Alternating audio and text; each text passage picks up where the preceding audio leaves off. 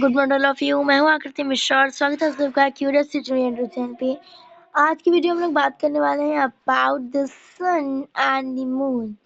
इसके बारे में आज हम बात करने वाले हैं। तो अगर आपको वीडियो अच्छी लगे तो मुझे प्लीज़ लाइक सब्सक्राइब और शेयर ज़रूर कीजिएगा। चलते हैं नेक्स्ट स्लाइड पे। इसलिए यहाँ पे आपको सन एंड द मून की पिक्चर दिखाई दी गई है और यहाँ पे मैं आपको दिखा देती हूँ सही से। Just see there, this is a picture of sun and this one is the moon. ये आपको बहुत क्लियरली समझ में आ रहा होगा, लेकिन रियल में ऐसे दिखते नहीं है। अब ये चैप्टर स्टार्ट करने से पहले मैं आपको कुछ इंपॉर्टेंट फैक्ट बता देना चाहती हूँ। सबसे पहली चीज, सबसे पहला फैक्ट है कि लार्जेस्ट स्टार क्या है? UV Scuti. तो largest star is UV Scuti. Next, brightest star, it is Sirius.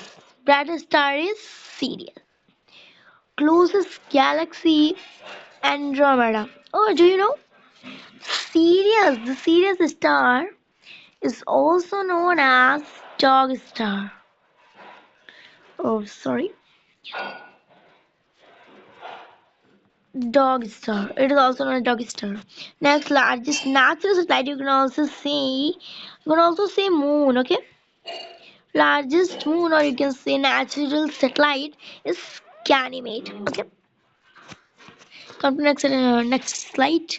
अब हम लोग पढ़ेंगे about the solar system. So solar system is a systematic arrangement of planets or systematic arrangement that contains sun, planets और बहुत सारी चीजें ये contain करता है। ये एक सिस्टमैटिक अरेंजमेंट होता है सोलर सिस्टम, जो बहुत सारी चीजों को कंटेन करता है, लाइक सन, और यहाँ पे बने हुए हैं सब, देख सकते हैं, sun, star, planets and moon and many more things. Next क्या है सोलर सिस्टम में? सोलर सिस्टम में कुल 8 प्लैनेट्स होते हैं। अब वो प्लैनेट कौन कौन से हैं? वो प्लैनेट्स हैं Mercury, first one is Mercury, everyone know. First one is Mercury, Venus और Mars, Jupiter, Saturn, Uranus and last one is Neptune. और इन सबको याद करना एक लाइन से बहुत ज़्यादा हार्ड होता है, बहुत। और पर मैं आपको इसे एक झटके में याद करा दूंगी विद द वन ट्रिक। आइए वो ट्रिक देखते हैं। अब देखिए, वो ट्रिक है, एक सेंटेंस है वो ट्रिक, जो अगर आपने याद कर लिया ना तो वही मजा आ जाएगा। Okay, I'm writing with any other color. Orange.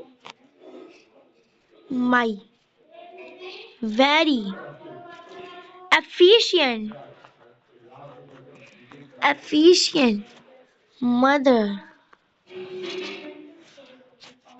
just serve us noodles.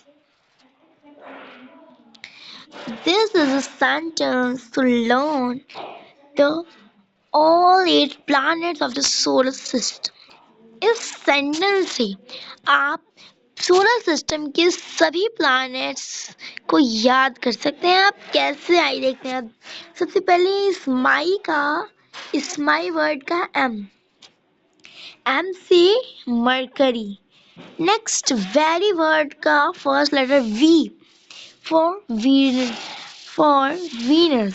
E for earth, M for Mars, J for Jupiter, S for Saturn, U for Uranus, and N for noodles. Just count it. 1, 2, 3, 4, 5, 6, 7, and 8. That's all the 8. Just see them in the diagram of a solar system. देखिए यहाँ पे आप देख सकते हैं, इस पैशफुली देखिए सही से। सबसे पहली चीज यहाँ देखिए, M Mercury, very Venus, efficient Earth, Mother Mars.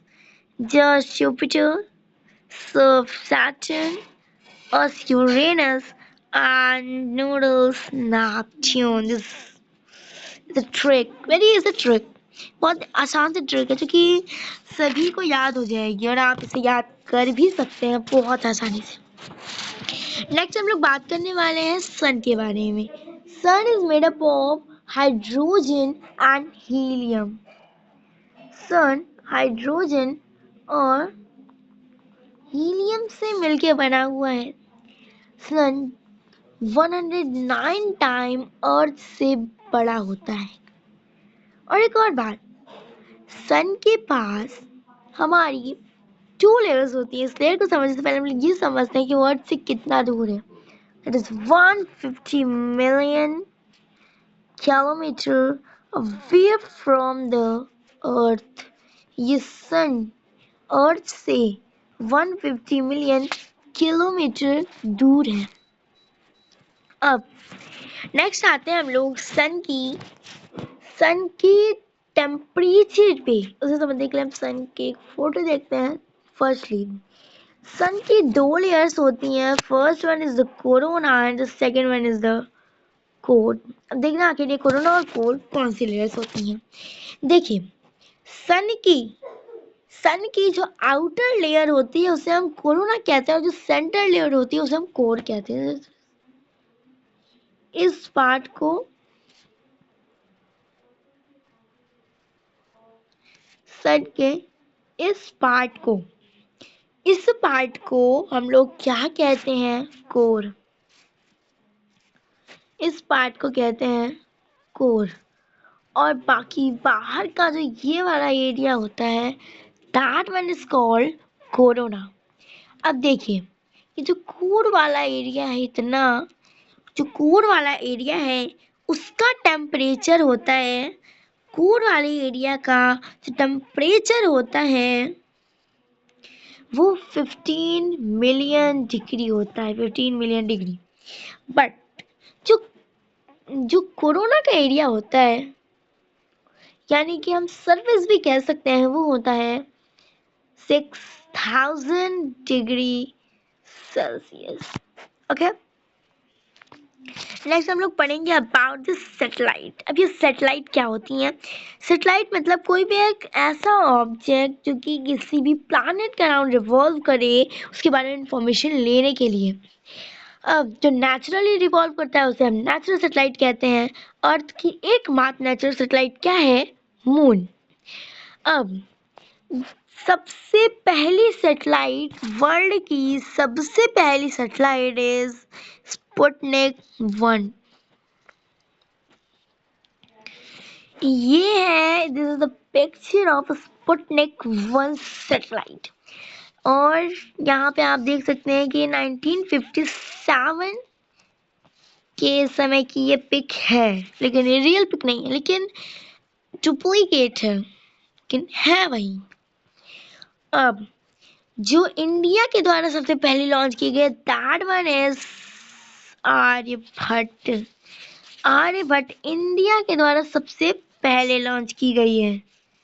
Next हम लोग बढ़ते हैं अपने नेक्स्ट पेज पे। Next will be the moon. अब हम मून के बारे में पढ़ेंगे। मून आपको मैंने जैसा कि बताया कि अर्थ की एकमात्र नेचुरल सैटेलाइट है। ये मून जो है वो अर्थ से 4,84,400 किलोमीटर अवे फ्रॉम, मतलब कि दूर है, इतना दूर 4,84,400 किलोमीटर दूर है सन। और ये मून हमारे अर्थ से इतना दूर है। ये अपनी एक रिवॉल्यूशन अप्रॉक्सीमेटली 28 डेज में कंप्लीट करता है। इसके पास कोई लाइट नहीं, ये ओनली एंड ओनली सन की लाइट को रिफ्लेक्ट करता है।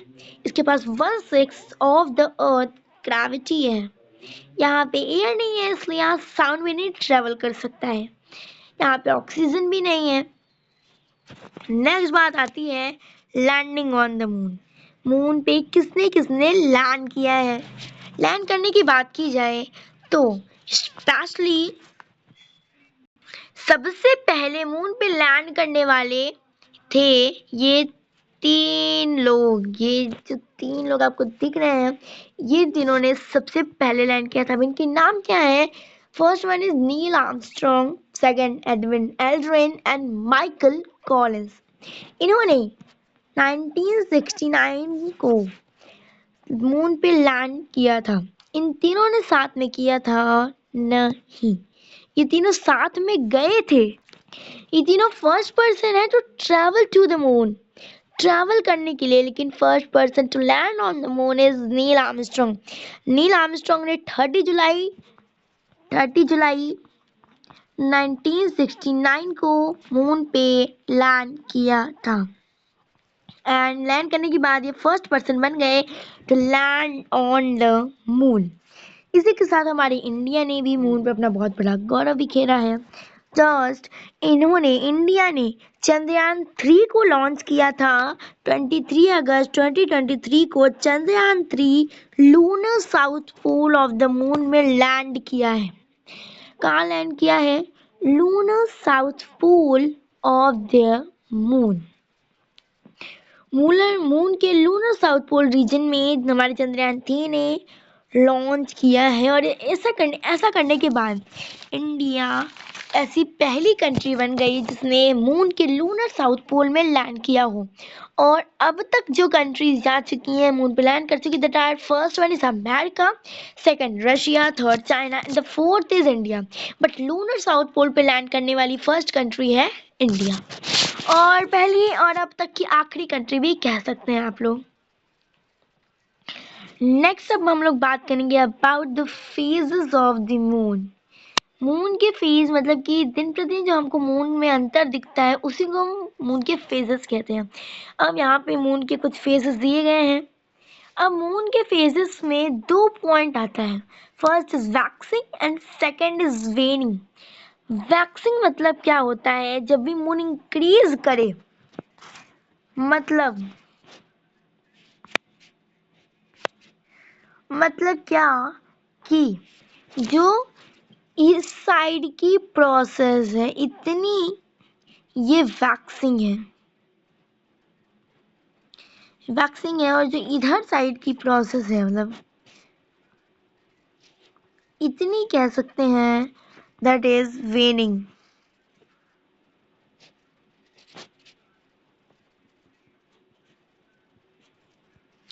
ये डिक्रीजिंग जो है वो वेनिंग है, और जो इंक्रीजिंग है that is waxing. Okay okay, come to next slide. अब हम लोग पढ़ेंगे अबाउट द एक्लिप्स। एक्लिप्स क्या होता है? एक्लिप्स मतलब एक नेचुरल इवेंट जो कि कब होता है? जब एक सेलेस्टियल बॉडी दूसरे सेलेस्टियल बॉडी की एकदम आमने सामने आ जाती है। अब एक्लिप्स 2 टाइप्स के होते हैं। First one lunar, second one is solar. सबसे पहले हम लोग पढ़ेंगे लूनर एक्लिप्स, सोलर एक्लिप्स के बारे में। ये सोलर एक्लिप्स क्या होता है? सोलर एक्लिप्स मतलब कि यहाँ पे है हमारा, यहाँ पे है सन, यहाँ पे है मून, यहाँ पे हमारा सन है, यहाँ पे मून, और फिर यहाँ पे अर्थ। और जब सन और अर्थ के बीच में मून आ जाता है तब होता है ये लून solar eclipse. Next solar eclipse में 2 स्टेजेस होती है। First one is penumbra, second one is umbra. अब ये युम्ब्रा और पेनुम्ब्रा क्या होती है? युम्ब्रा मतलब कि ऐसी जगह जहाँ पे प्योर तरीके एक्लिप्स लगे, मतलब कि पूरी तरीके से एक्लिप्स। और पेनुम्ब्रा मतलब ऐसी जगह जहाँ हल्की हल्की ये बाहर की लेयर दिख रही है। ओके, लूनर एक्लिप्स मतलब कि जब हमारे सन और मून के बीच में अर्थ आ जाता है। अब यहाँ पे वही 2 सेम स्टेजेस हैं, युम्ब्रा एंड पेनुम्ब्रा। युम्ब्रा मतलब जब पूरी तरीके से एक्लिप्स लग जाए, और पेनुम्ब्रा मतलब जब हल्का हल्का मून दिखे। Thank you so much for watching my video. अगर वीडियो में कोई भी दिक्कत हो तो जरूर बताइएगा। Thank you very